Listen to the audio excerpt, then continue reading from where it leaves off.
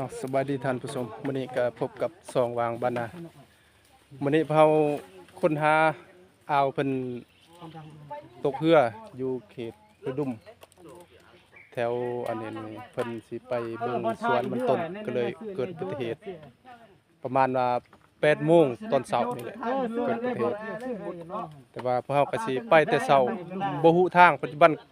กำลังมาฮอดเดี๋ยวนี้ทางทีมงานกำลังลงมุดกับทีมงานกับญาติพี่น้องนี่แหละใส่บ่แม่นสิใส่ออกซอกออกซีดอกใส่หน้ากากธรรมดาเลยลงมุดบรรยากาศ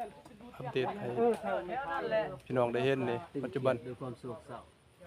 บรรยากาศก็คือความโศกเศร้าหั่นแหละญาติพี่น้องก็นั่งเผาแต่เช้าแหละ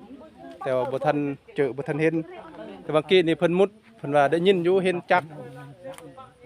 กบัดนี้แต่ว่าทีมงานผู้มุดเพิ่นย้านเลยปะทิ่มบัดนี้มามุดรอบ2ก็บ่เห็น